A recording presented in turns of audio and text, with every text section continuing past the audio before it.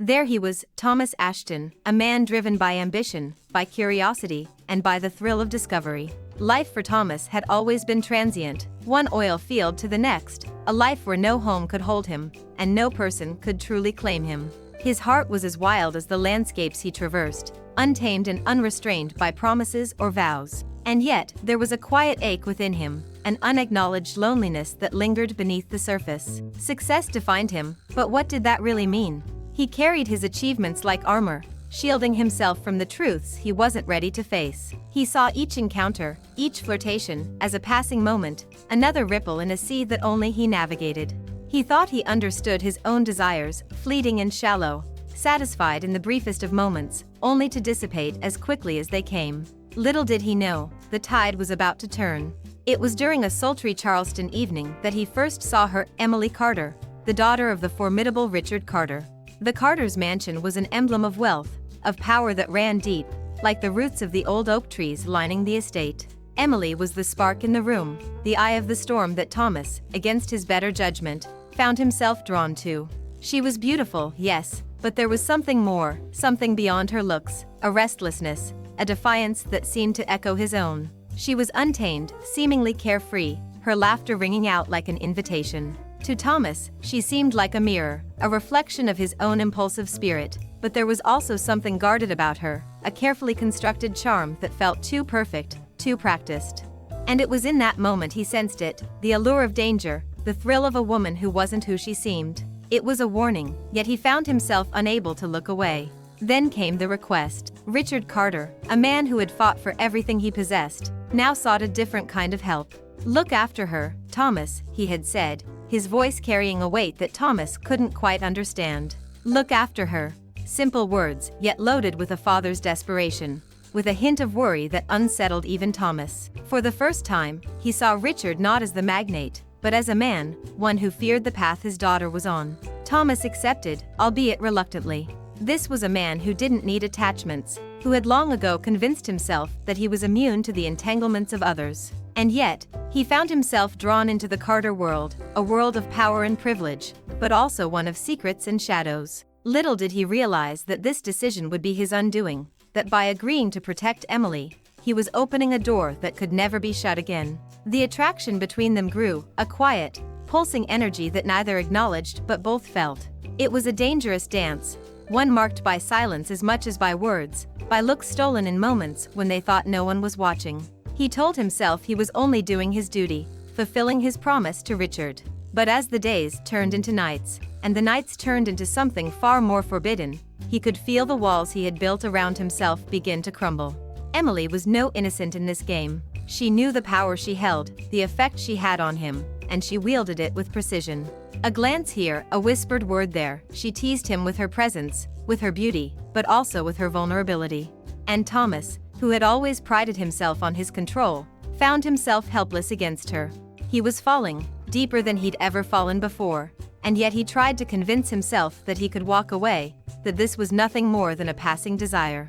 But desire, once awakened, is a force that cannot be denied. They crossed the line, both knowing that there would be no return. Their affair was hidden, secret, fueled by the thrill of deception and the fear of discovery. For Thomas, each moment with Emily was both a joy and a torment, a taste of something he had always longed for but never allowed himself to have.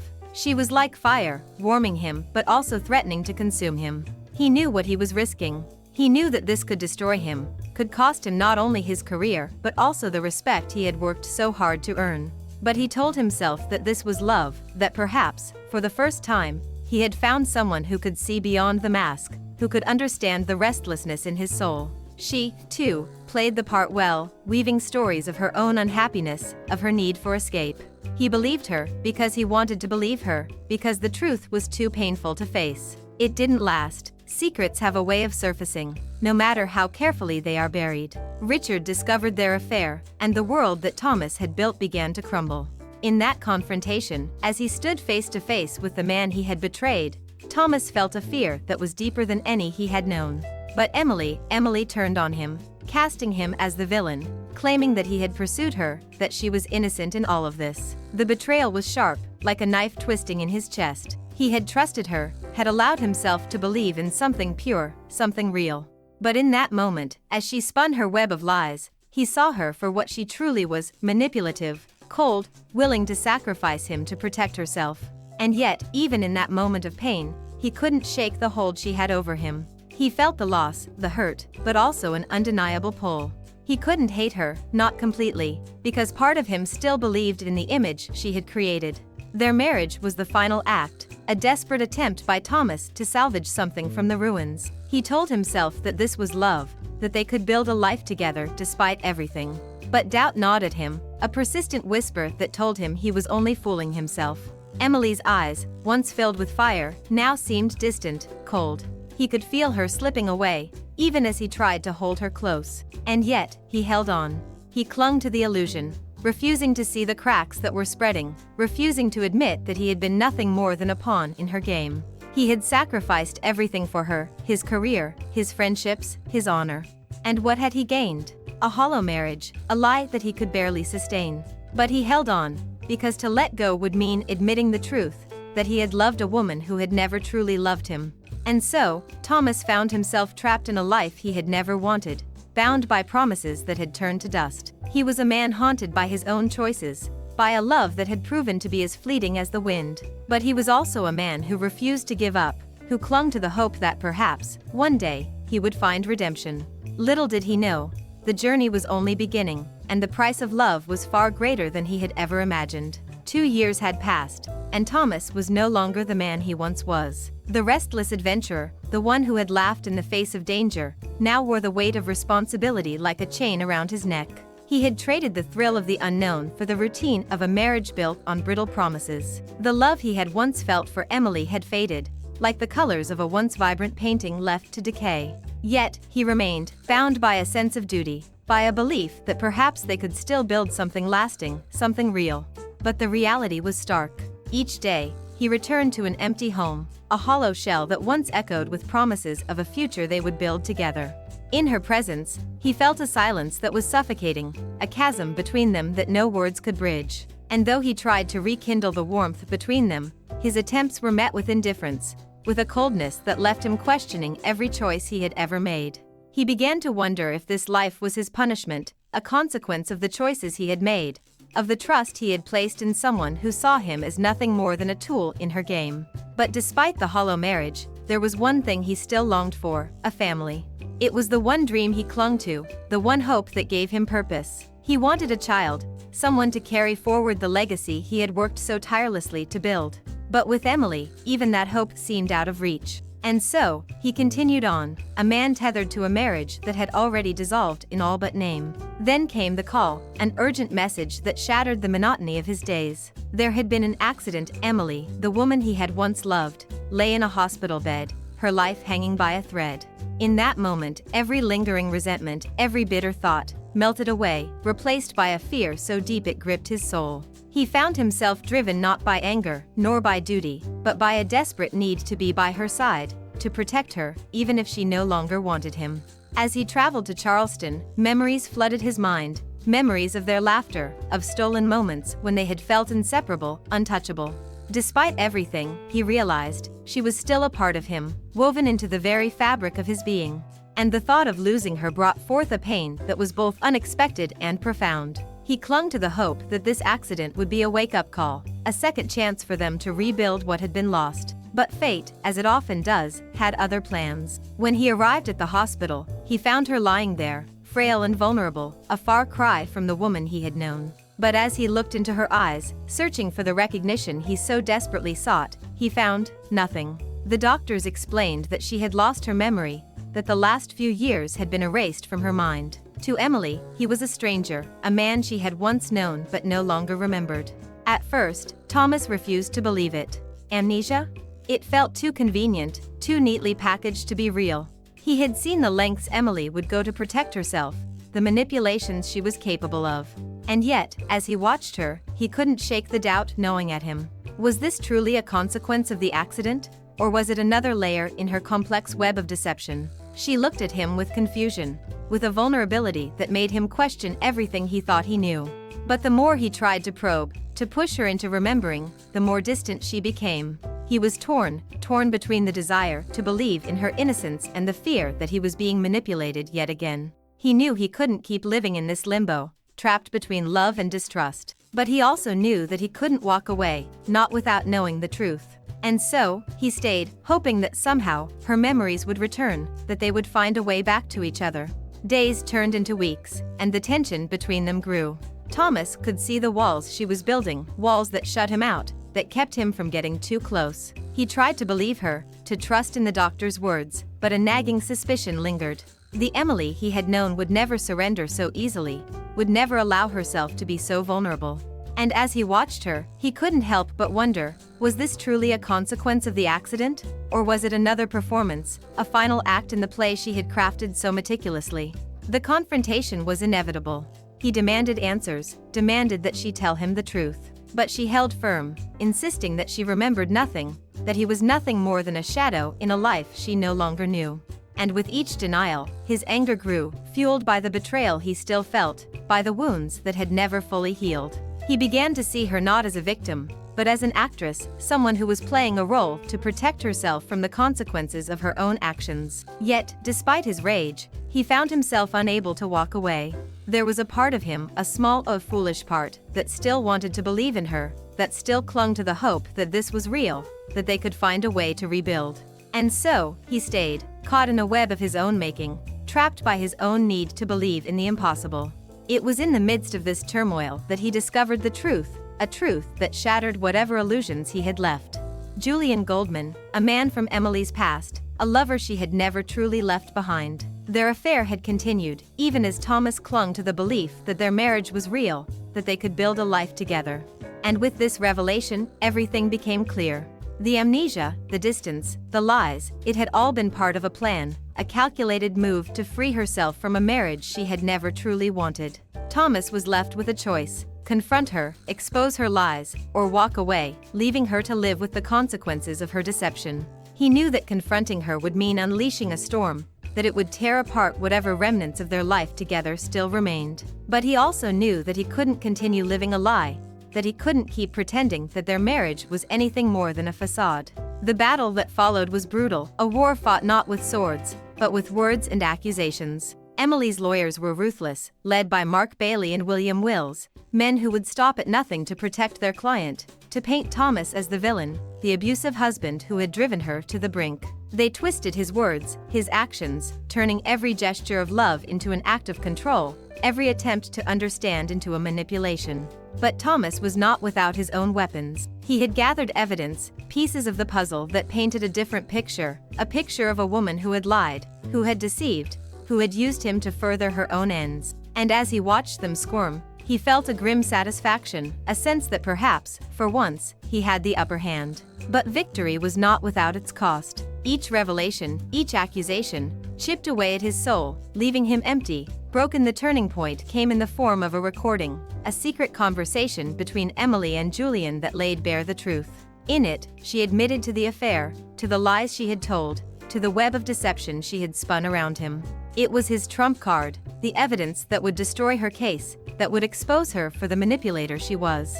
And as he played it in court, he felt a sense of vindication, a release from the chains that had bound him for so long. But even as he won, he felt a hollow emptiness within him. The victory was bittersweet, a triumph that tasted of ashes. For in destroying her, he had also destroyed himself. He had become the very thing he despised, a man consumed by revenge, by the need to hurt, to wound. And as he watched her leave the courtroom, broken and defeated, he felt no joy, no relief, only a profound sadness, a sense of loss that went beyond words. In the end, it was William Maitland, a public prosecutor, who brought the final blow. With his help, Thomas exposed the corruption within Bailey and Will's practice, revealing the lengths they had gone to protect Emily, the illegal means they had used to manipulate the case. It was a victory, a final act of justice, but it came at a cost. Thomas had lost everything: his marriage, his reputation, his peace. He was left a hollow man, a shadow of who he had once been, haunted by the choices he had made, by the love he had once believed in. And as he stood alone, watching the remnants of his life crumble around him, he realized that redemption would not come easily. He had paid the price for his love, for his trust, for his belief in a woman who had never truly loved him. And yet, he found himself unable to let go, unable to walk away from the ruins of his past. For he was bound to her, bound by a love that defied reason, by a pain that had become a part of him.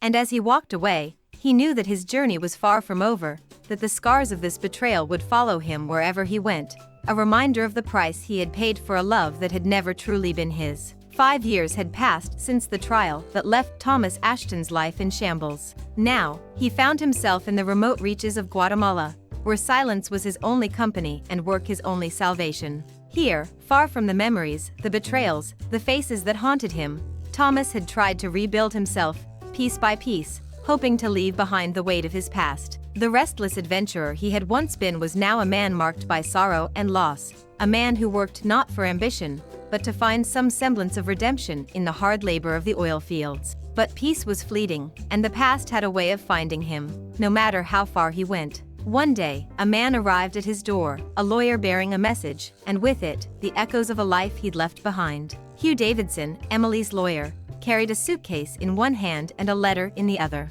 Inside the suitcase was a check for $10 million, an amount that felt like both a mockery and an invitation, an attempt to buy his silence, or perhaps to offer him a final farewell.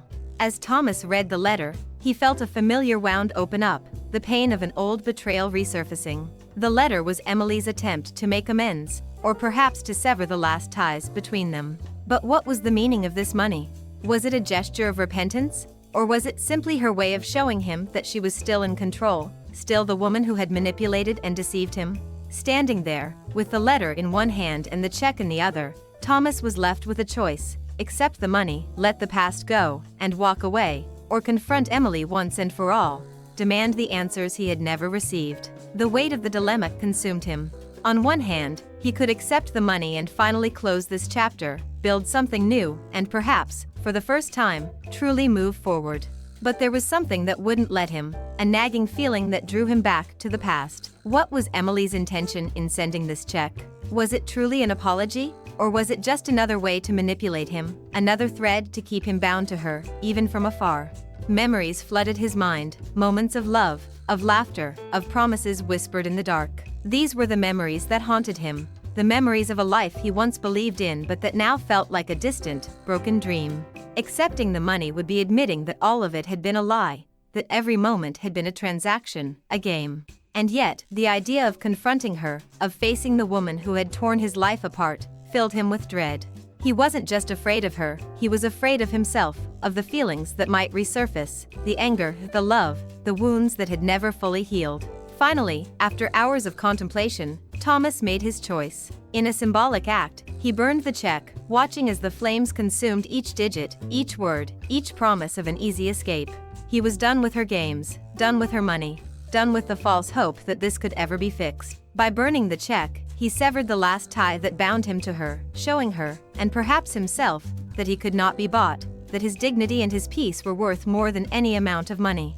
With that act of defiance, he set out on a new journey, leaving civilization behind and facing dangers that pushed him to his limits. But this journey was about more than survival. It was about redemption, about finding peace within himself, a peace that could only come from facing the truth of who he had become. He knew, deep down, that this journey was merely preparation for the inevitable return to his past, the moment when he would have to confront the ghosts he had left behind. 10 years after that fateful decision, Thomas returned to Jacksonville. He hadn't planned to come back, but the death of an old friend, a man who had been like a brother to him, brought him back to the place he had tried so hard to forget. Jacksonville was also where Emily still lived, and though he tried not to think of her, he knew that their paths would inevitably cross. And so, during the funeral, as he stood among familiar faces, a figure emerged, a woman marked by time, her face lined with the years but her eyes still carrying a spark of the woman he had once loved. Emily. But this was a different Emily, one weighed down by life, by regret, by something he couldn't quite place. It was in this encounter that Emily revealed a truth that shattered him to his core. Thomas Jr., she said, a son he never knew, a child she had kept hidden from him. She had raised him alone, without his father, without ever telling Thomas of his existence. Hearing these words, Thomas felt his world collapse once again. But this time it was not anger or betrayal that filled him. It was grief, a deep, aching grief for the years he had lost, for the child he had never known, the life that had been taken from him without his knowledge. Fatherhood was a gift and a burden he had never expected. Thomas Jr., a child innocent of the sins of his parents, represented all that Thomas had lost, and all that he could still have. But how could he take on this responsibility after so many years? How could he become a father to a boy who didn't know him, who had grown up without him, who saw him as nothing more than a stranger? The conflict tore at him. He wanted to be a part of Thomas Jr.'s life, to offer him the love and guidance he himself had never known. But he feared rejection, feared that he would only bring pain into the boy's life, that his presence would only remind Thomas Jr. of the father who had been absent. Every moment with the child was a mixture of hope and sorrow, a confrontation with his own failures, with the regrets that he could never fully escape. Then, in a moment of vulnerability, Emily asked him to become Thomas Jr.'s legal guardian, should anything happen to her. It was a request that left him stunned, a responsibility he had never imagined taking on. Accepting meant opening himself to a life he had long abandoned, meant taking on the role of a father, a role he had been denied for so long. Thomas wrestled with the weight of this decision. Accepting would mean he could no longer run, could no longer hide from his past. It would mean that he would have to face the pain, the guilt, the memories that haunted him every night. But he knew, deep down, that this was his duty. This was his last chance for redemption, his opportunity to give his son the life he himself had always longed for. So, with a heart full of fear and hope, he agreed to become Thomas Jr.'s guardian. He knew the road ahead would be difficult, knew that he was risking his own heart, his own peace. But he also knew that for the first time, he was choosing not for himself, but for someone else, for his son, the only piece of his past that still held meaning. And so, the time came for their farewell, a quiet moment that held more meaning than words could ever express. He looked at Emily, a woman who had been everything to him and nothing at all, a woman who had scarred him but had also given him the most precious gift, a son. He felt a bittersweet peace, a sense that he was finally able to let go. As he walked away, Thomas felt a strange calm settle over him, a peace he had never known. For the first time, he allowed himself to release the bitterness, the anger, the unrequited love that had weighed him down. He knew the journey ahead was uncertain, knew that life would continue to challenge him. But he also knew that he had found something deeper, something that could not be bought or reclaimed, acceptance of himself, of his mistakes, of the man he had become. And so, Thomas left, leaving behind a past that no longer held power over him, carrying only the memories of a life lived on the edge and the hope of a future where he could finally find peace within himself.